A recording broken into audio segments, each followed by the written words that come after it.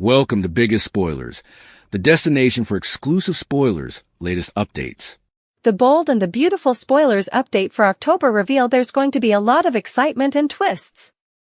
For one thing, Bridget Forrester announces the DNA test results of Luna Nozawa's baby. Also, Deputy Chief Bradley Baker turns up to arrest the dead pregnant fugitive. Keep reading and let's talk about what's coming up in the CBS cleaner pieces. Luna Nozawa's maternity test. Let's launch off with Luna, who's staying for the baby's maternity results. The girl keeps saying that Will Spencer is the father. The manipulator didn't really blench when the DNA test was thrown at her without any notice. As everyone waits, Bridget processes the results right there at the Spencer manse. Still, the look on Bridget's face is clear. The maternity test shows Will is the father of Luna's future child. Electra Forrester reacts. Bill Spencer and Katie Logan will be affrighted. Will wouldn't know what to do, and as for Electra Forrester, she could run. Electra and Ivy Forrester know it might be too important for the youthful jewelry developer to take. While Will doesn't want anything to do with Luna, the baby does change effects.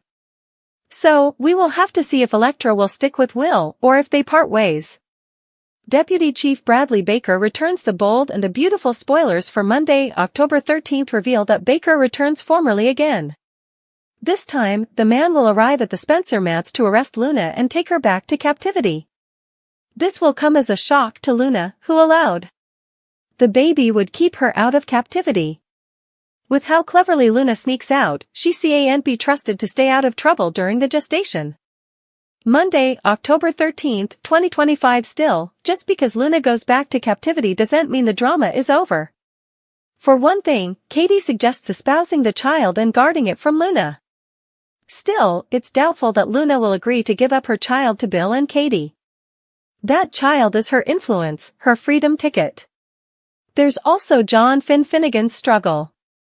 While everyone thinks Steffi Forrester Finnegan shouldn't be told about Luna until she's safely behind bars, what if there's another escape? Which plot are you looking forward to seeing the most on October? At Bill's place, Ridge is determined to call the police. Luna wants Bill to cover her. Bill intones that they're staying on a maternity test. Ridge bellows that they're not staying on anything. This sickie is going to prison. Luna demurs and Finn chimes in, "You committed heinous crimes." Luna rambles that she's a different person. She's a mama now. All she wants is to love and cover Will's child. Will Ivy get Electra to fold? In Forrester's design office, Will thinks about Electra and decides they're going to get through this together. At that moment, at the Forrester manse, Ivy is reminding Electra that Will kept the verity about the night of the party from her, and now Luna's pregnant with his child.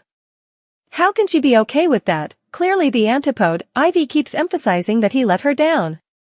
Is his reason really enough? Electra concedes that if Luna really is pregnant, this whole agony is only beginning. At Forrester, Will sends Electra a textbook asking her not to give up on them and heads out. At the manse, Ivy starts up again with the monuments about how complicated all of this may be. Electra insists they can't let Luna win by forcing them apart. Will Ridge call the Bobbies? At Bill's place, Katie hollers at Luna that this gestation isn't going to save her. She's not going to walk down from this. She tells Ridge and Taylor that they just need a little further time to get a maternity test. They argue that it's too parlous. Luna wails that she just wants to raise her baby in a loving family. Bill thinks Ridge would handle this the same if it was his son. Ridge grunts his agreement, but warns Luna again that Bill and the baby wouldn't save her. "I'll see to it." Finn, it seems, doesn't get a vote. Back at the house in Malibu, Finn, Taylor, and Ridge bandy keeping Steffi and the kiddies safe. Taylor doesn't like the way that Luna is manipulating Will's family. Finn warns they can't let their guard down. "How am I going to tell Steffi about this?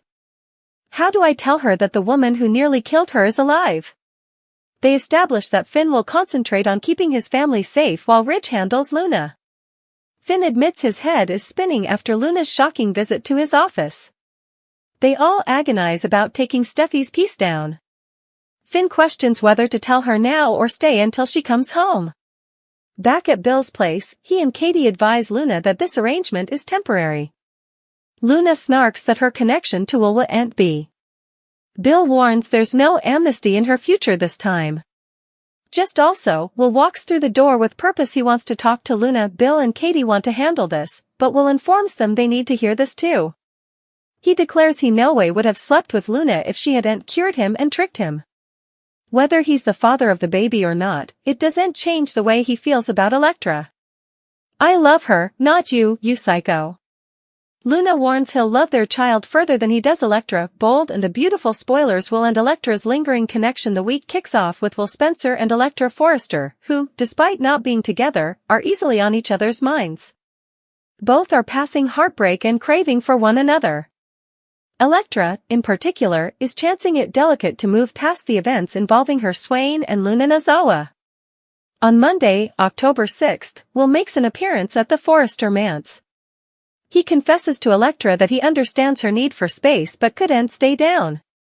Will expresses deep remorse for the pain he's caused, but Elektra reminds him that the situation is far from over, as Luna might be pregnant with his child. Bold and the Beautiful spoilers. Finn and Poppy's enterprises over Luna. Meanwhile, Finn is in discussion with his baby ma, Poppy, who visits his office. Finn acknowledges Poppy's frustration regarding Luna but suggests effects didn't have to escalate to this point. Poppy shares her sadness about not being suitable to raise their son, ignorant that she's veritably important alive. Luna's great escape and shocking exposures. Luna is at the Spencer manse and informs Bill Spencer of her intention to visit her father, Finn, and that she'll be staying with Bill. She discreetly leaves the manse, putatively with ease, raising questions about the effectiveness of Bill's security. Finn is taken by surprise when Luna appears, as he believed she was dead. It remains to be seen if Poppy will still be present in Finn's office when Luna arrives. Bold and the Beautiful spoilers. Ridge and Brooke react to Luna's survival. Ridge Forrester is affrighted to learn from Katie that Luna is alive. He confides in Brooke Logan, expressing his belief that everyone was safe due to Luna's assumed death, which had brought Steffi some peace. Ridge feels compelled to deliver this delicate news to Steffi and is preparing to advise her. There's enterprise about whether Finn might inform Steffi about Luna before Ridge can. Finn's dilemma and Taylor's shock. Tuesday, October 7th, sees the durability of Finn and Luna's discussion, which is anticipated to gauge a couple of days. Finn is torn, scuffling with the fact that his son, whom he believed dead, is alive. He also fears for the safety of Steffi, Liam, and everyone differently, considering his son's unpredictable state. Ridge delivers shocking news to Taylor Hayes, presumably about Luna's survival. Still, Taylor was formerly apprehensive of this from Deacon. The truly stunning disclosure for Taylor is that Luna is allegedly pregnant with Will's baby. Deke's fashion borns at Forrester Creations. Deke visits Forrester Creations and expresses his strong desire to enter the fashion assiduity, mentioning his design academy background and portfolio. Hope Logan is surprised but agitated to see her family, especially as her fashion line, Hope for the Future, is being revived. The recrimination is that Deke, as a fashion developer, could be a precious asset. Some social media druggies presume that he might not be the head developer due to inexperience, but rather work on Hope for the Future alongside Zend or Eric. Bold and the Beautiful spoilers. Emotional reunions and unanticipated forefather. Wednesday, October 8th, brings sanctioned Bold and the Beautiful spoilers indicating an emotional reunion between Finn and Luna. Luna will explain her stay at the Spencer manse and reveal her gestation, with Will as the father. Finn is set to come a forefather, a disclosure that will really spin his head. He probably anticipates the challenge of informing Steffi about this new family dynamic. Lee Finnegan expresses her remorse to Ridge, admitting she was wrong to help Luna and believed she was reparable. She's now second-guessing her decision to save Luna, meaning that Luna might have failed from her injuries or that Lee could have let her succumb to them, analogous to Sheila Carter's situation. Ridge might forgive Lee, as his primary focus is on condemning Bill. Meanwhile, Deke struggles with keeping secrets from Hope, which may include Luna's survival and his swain, Remy Price. Bold and the Beautiful spoilers. Arguments and maternity test drama. Thursday, October 9th, is filled with arguments as Taylor, Ridge, Katie, Bill, and Finn clash over Luna's confinement at Bill's manse rather of captivity. They debate the term house arrest and the need for an ankle examiner. Katie and Bill wish to await the maternity test results to confirm if Will is the father, while others are adamant about Luna being in jail. Bill is anticipated to increase security following Luna's unauthorized visit to Finn. Ivy Forrester attempts to help Elektra navigate her situation. However, also he and Elektra could have a future together if Will isn't the father of Luna's baby. Still, it's suspected the test will point to Will as the father, leaving Will's head spinning as answers about the gestation are imminent. A rare agreement and maternity test results on Friday, October 10th. Taylor and Brooke find themselves in agreement for formally they want to delay informing Steffi about Luna's survival until Luna is arrested. Still, this plan may not materialize, and Steffi could be furious upon her return. Katie brings Dr. Bridget Forrester to the Spencer mansion to conduct a maternity test on Luna's baby. Katie expresses a desire to avoid any Nozawa while, and the scene features a rapid-fire maternity test, a commonplace in The Bold and the Beautiful. Bridget obtains the results, while Will anxiously awaits evidence of his maternity. Luna appears kindly anxious, conceivably concerned about Bridget's equity. A tender moment between Will and Elektra occurs, conceivably before the maternity test results are revealed. The aftermath of the DNA test and Steffi's return the week of October 13th to 17th will see the Spencers reeling from the DNA test results. It's largely anticipated that Will may originally be linked as the father, though a twist may be on the horizon. Steffi's return is imminent, as Jacqueline McInnes has been rephotographing for weeks. Her air date could be any day now. The Forresters, Logans, and Finn all wished for Steffi not to know about Luna's survival until the pregnant Luna was restrained. Still, Luna's arrest might be doubtful. A script Bill might favor if the test results confirm Will as the father. Bold and the Beautiful spoilers relationship updates and casting news. Sheila attempts to recapture Deacon's trust, but their marriage appears to be beyond form. Hope and Liam waste no time in coordinating, and hope for the future is fleetly expanding. It's hoped that Steffi won't expostulate upon her return. Cleric is eager to pursue Carter Walton now that he's single. In casting news, Ashley Jones is verified to return as Dr. Bridget Forrester. Romy Park will duplication her part as Poppy Nozawa. Also, Big Brother winner Rachel Riley will make another gem appearance as a bikini barista. Riley, a popular Big Family player, has appeared in over 18 occurrences of BB between 2010 and 2014. She's brooded to be involved in spiritual sanctification and energy mending, potentially aiding Bill and Katie.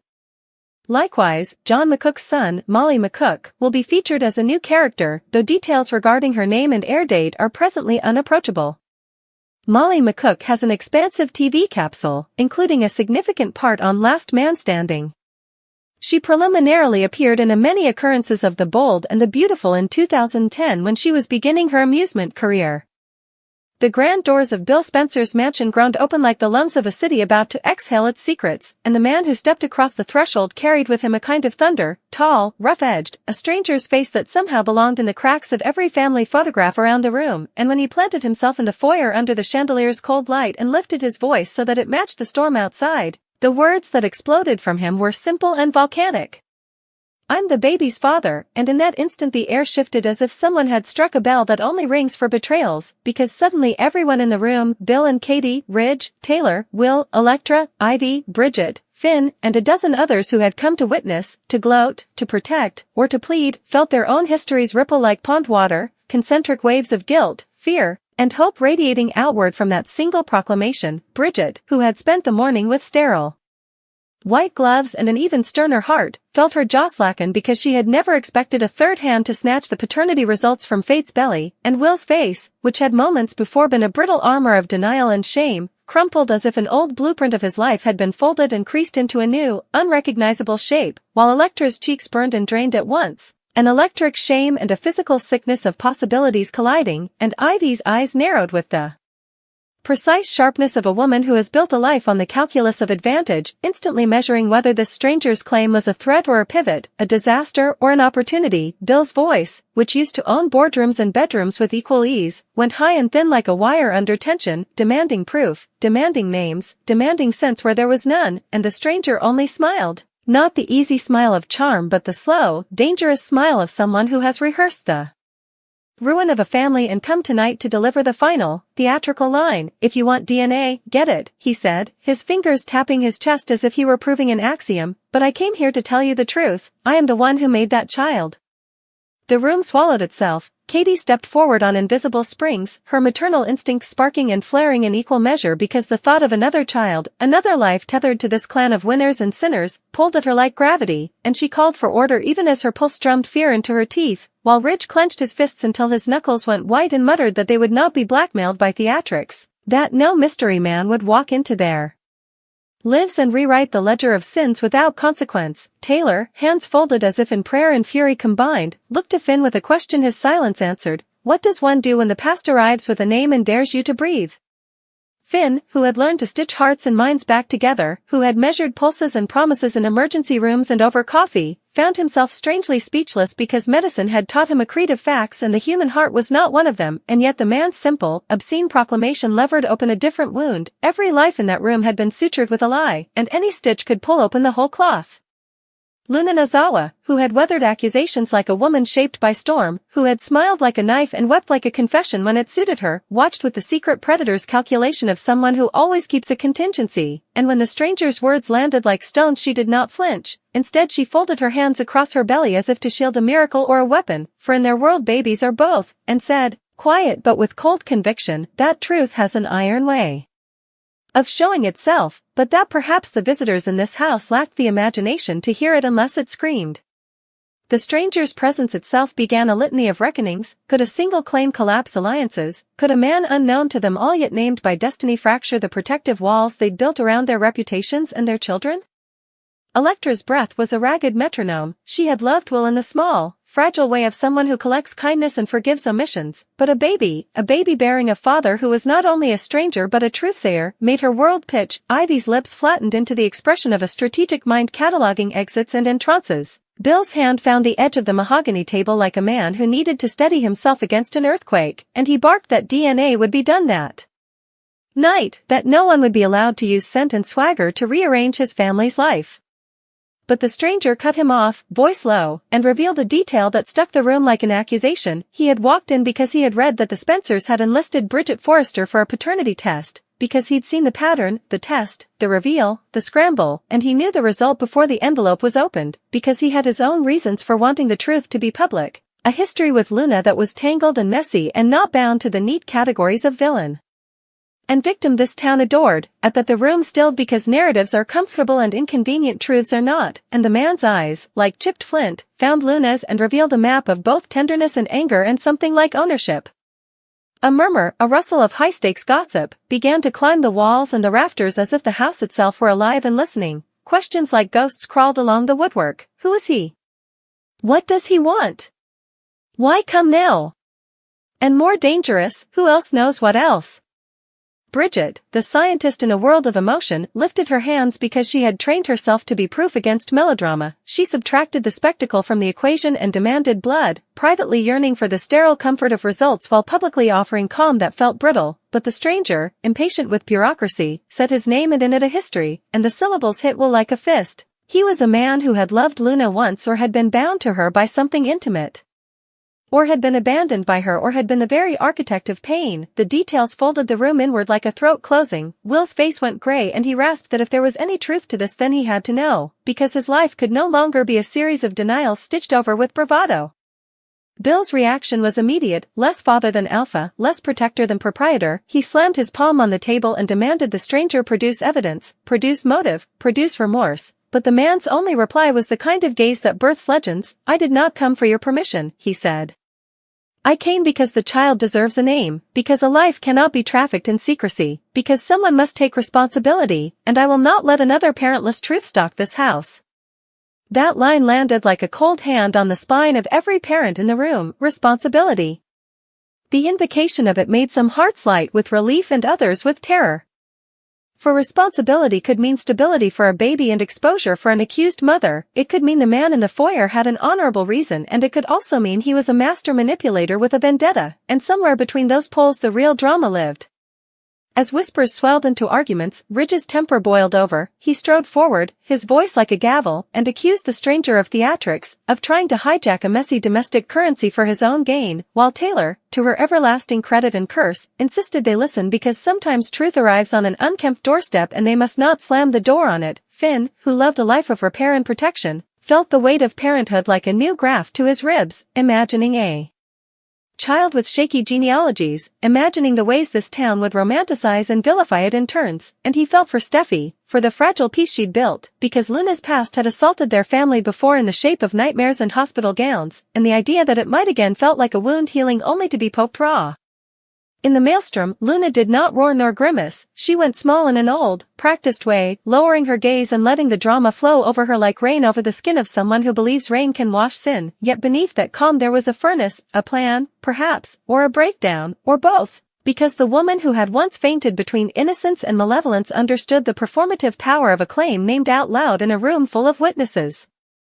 "If you are the father," Bill snarled, meaning that if the stranger's claim stood, then the game had changed and alliances would be rearranged, marriages would be tested and reputations recalibrated. "You will answer to me if you seek to use that child as leverage." The stranger's laugh was a blade. "I do not want leverage. I want justice. I want the truth to be seen." And in that instantaneous collision, justice against leverage, truth against protection, a theme emerged: baptism, but not one of holy water, a baptism of exposure, of flames that stripped pretense and left rawness behind, and every character in that opulent room realized they were either about to baptize someone or be baptized themselves. Katie's soft, maternal proposal, adopt the child to spare it a mother's chaos, landed as both mercy and possession, and in the same breath it stung Luna with the accusation that she was unfit, that her very body had become a bargaining chip, and Luna's voice, thin as thread but wound with iron, snapped that the child belonged to no one who would condemn its mother without listening to her truth, and her plea brought Bridget to tears because she had always wanted to be the instrument of clarity yet was faced with the humane complication of what clarity does to people. As the argument roared and the thunder outside translated into the thud of anxious hearts, Deputy Chief Bradley Baker, who had been more myth than man in the family's nightmares, arrived like a moral punctuation mark, his badge a promise of law, his presence a reminder that justice could wear a uniform and not a smile, and his question: did the stranger have identification, did he have evidence, was this claim sincere? Made the room feel again like a stage where only truth should play, even if truth was a cruel actor.